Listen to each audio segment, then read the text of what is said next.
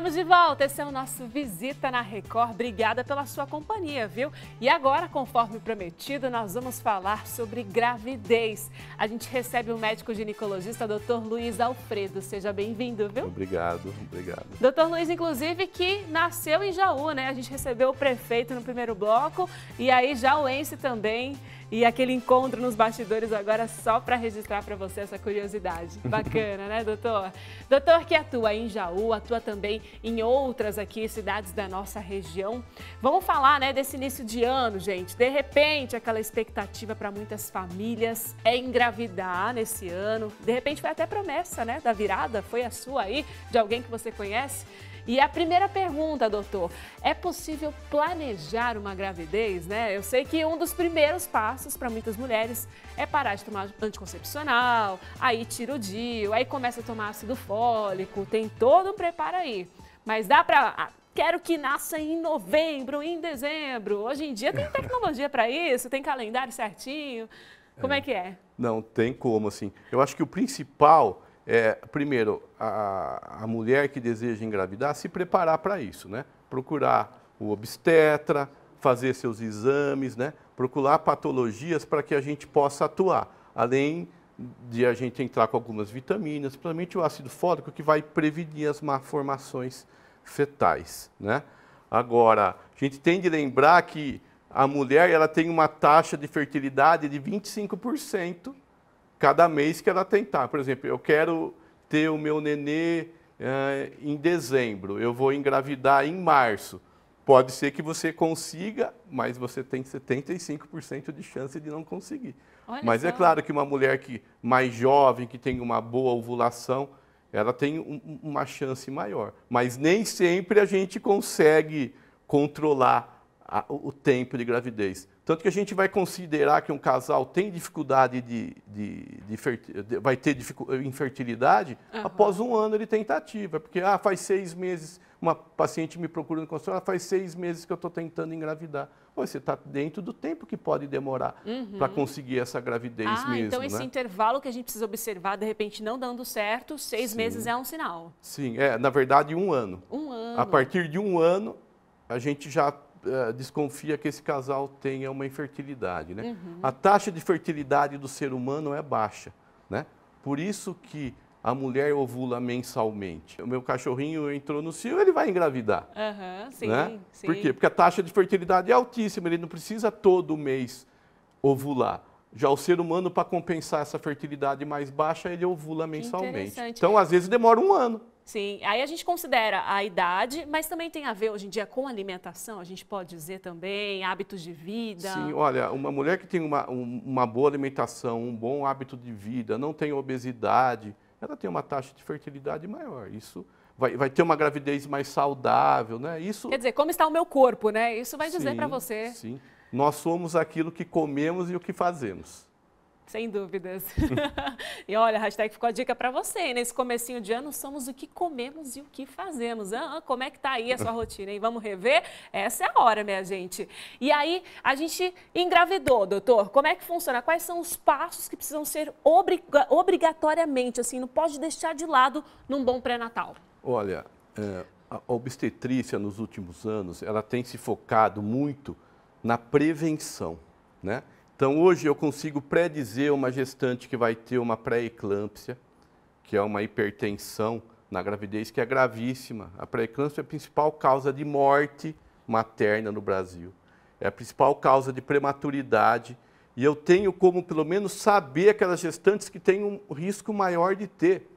E agir de maneira preventiva para que ela não tenha a pré-eclâmpsia, ou pelo menos que eu minimize o aparecimento dessa doença para períodos mais tardios. Olha que né? bom. Do mesmo jeito, a prematuridade, através de 2 ultrassons que a gente faz com medida seriada do colo do útero, eu meço o colo do útero com 18 semanas, meço ele com 22 semanas, eu consigo predizer se essa gestante tem um risco de prematuridade. Se ela tem um risco de prematuridade, eu vou agir para que essa prematuridade não aconteça. Porque depois que se instalou uma pré-eclâmpsia, depois que você entrou num trabalho de parto prematuro, não tem mais o que fazer. Então, hoje em dia, não só na obstetrícia, A medicina toda é focada na prevenção. Então, você tem de comer melhor, como a gente falou, por quê? Para você prevenir um infarto, prevenir uma hipertensão, o diabético tem mais risco de infarto, de AVC, então você tem de se controlar na alimentação. Quer dizer, antes da gravidez, antes desses exames, eu não consigo saber se eu sou uma pessoa predisposta a ter pré-eclâmpsia, a ter essas alterações durante a gravidez. Eu não consigo saber antes de estar grávida e de fazer esse acompanhamento, é isso? Olha, por exemplo, dessa medida, no caso da prematuridade, não.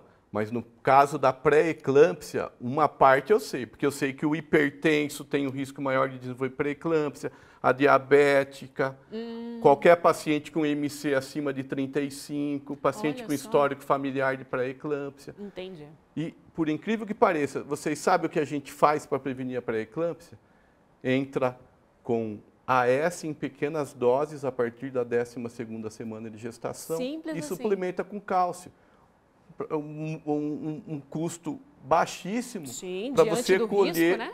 um fruto no futuro. Com certeza. Quer dizer, prevendo antes, vendo, né, como se fosse a visão da ciência aí, prevendo uma bola de cristal, entre aspas, mas enxergando como essa mulher poderia, durante o curso da gravidez, acontecer com ela tal coisa. Então, a gente já previne e já age com o mínimo possível, né, de gastos e até mesmo gastos psicológicos, a gente pode pensar, né, mínimos possíveis, já prevendo. Que lindo, né? Que bom ciência para isso, né? Para trazer mais qualidade de vida para a gente. E eu acho essa é a parte mais interessante hoje do pré-natal, e eu foco muito nisso, é na gente fazer a prevenção, a profilaxia do problema, porque só quem já teve uma perda fetal, né, quem teve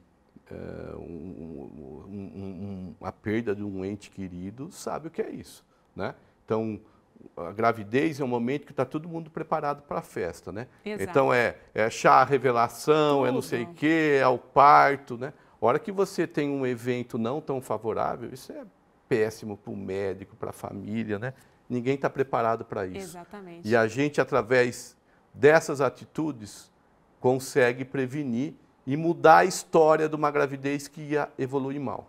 E o doutor, minha gente, você que não sabe, é referência para falar sobre esse assunto, doutor Luiz Alfredo, porque tem um laboratório na região, ou melhor, um ambulatório na região de Jaú, com sede em Jaú, que atende mulheres em situação de gravidez de risco, né? Um trabalho, inclusive, que podemos dizer aí, pioneiro na cidade, referência na cidade, né, de assistência a essas mulheres. Isso, nós temos em Jaú funcionando uma parceria entre o Estado, o município e a Santa Casa de Jaú, é um ambulatório de gestação de alto risco. Qualquer agravo à saúde materna, mães hipertensas, diabéticas, cardiopatas ou com problemas na formação fetal, são encaminhadas para esse ambulatório, né? Então, a gente tem uma equipe multidisciplinar nesse ambulatório, tem o treinamento de todos os funcionários, das enfermeiras, e a gente tem também a retaguarda da Santa Casa de Jaú, onde essas gestantes são encaminhadas, né? É um hospital que tem uma ampla experiência no atendimento dessas gestantes de alto risco, com UTI neonatal, UTI adulto. E aconteceu uma coisa muito interessante. Anos atrás, Jaú tinha uma taxa de mortalidade materna e infantil até um pouco alta. Muita complicação de gestante durante o pré-natal, muita paciente sempre na UTI. E esse ambulatório mudou a história na cidade, porque hoje grávidas do ambulatório são as grávidas que não complicam, que eram as grávidas que eram para ter as complicações. Você acaba tendo alguma complicação nas grávidas que não estão fazendo pré-natal lá. Olha então, só. É um orgulho para a gente, né, conseguir mudar a história da medicina na cidade, né? Porque eu garanto para vocês que no atendimento público, na área de obstetrícia, existe um marco, que é antes da criação desse ambulatório de gestação de alto risco e depois da criação desse ambulatório de gestação de alto risco. Que ótimo, a gente fica muito orgulhoso de saber disso, né? Porque nasceu uma vida, né, gente? É saúde, né? E é isso que o doutor falou, aquela festa, a gente quer comemorar. A medicina está aí para celebrar a vida. E já que a gente tem um suporte como esse, por que não, né? Para ter acesso a um serviço desse, como é que funciona, doutor? Olha, esse ambulatório é totalmente gratuito, funciona exclusivamente pelo SUS e ele funciona por referência. O médico da cidade de Jaú, e da região, quer dizer, nós atendemos 12 cidades da microrregião de saúde de Jaú. Eles encaminham os pacientes para lá e elas têm todo o segmento do pré-natal, o parto e o pós-parto com o cuidado. Se essas pacientes são internadas, elas ficam aos cuidados do médico do ambulatório, porque a grande diferença está na experiência do médico que atua na área. Né? Então, não adianta eu ter o ambulatório funcionando e quando ela é interna, que é o momento mais grave, eu não ter o suporte adequado. Então, os médicos do ambulatório, né, que continuam cuidando dessas gestantes também no período de internação. Né? Então, foi uma experiência incrível, a gente só tem a agradecer à Prefeitura de Jaú, né, na pessoa do Dr. Ivan Cassaro, o Estado, né? E a própria Santa Casa, que não nos deixa faltar nada. Né?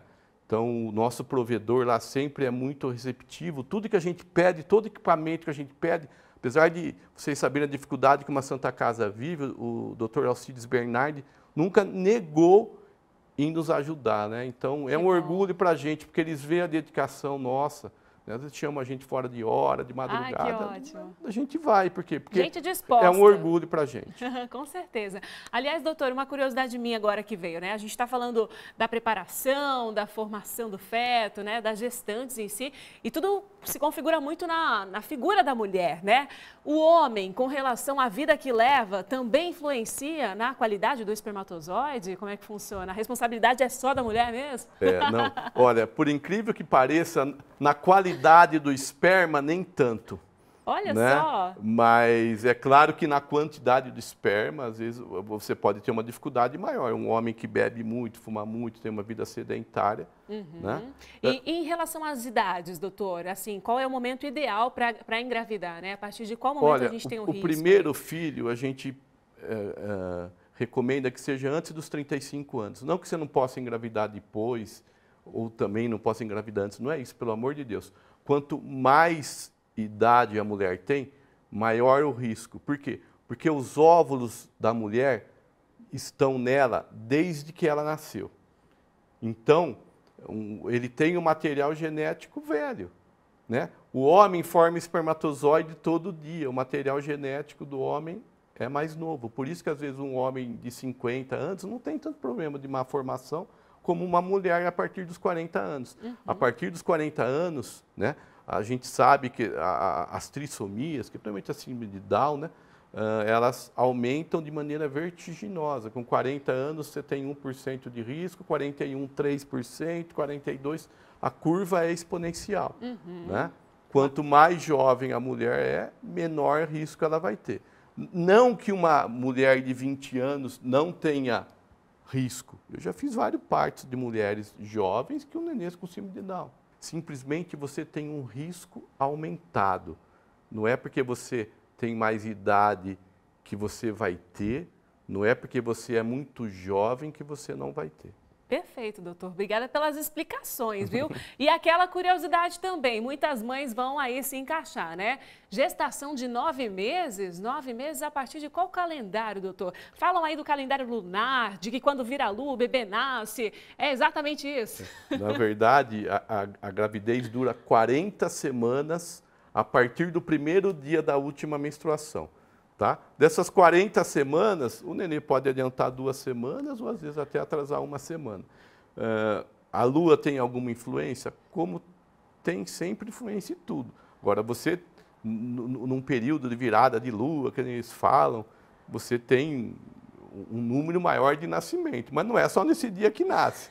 Né? Então, você tem uma influência, tá? Um pouco maior. Tá certo. Obrigada. Obrigada por esclarecer. Então, para as grávidas de plantão, ficaram muitas dicas aí para as que pretendem engravidar neste ano também. Obrigada, doutor. Volte mais para a nossa sala de estar, viu? Obrigado. É um prazer recebê-lo e é um prazer ter você também, viu? Nesse início de ano, coisa boa, que é o que a gente mais deseja para você, para a sua vida, para todos os familiares. Que todos os seus desejos se realizem, viu? Um grande beijo, uma ótima semana e fique com Deus. Tchau, tchau.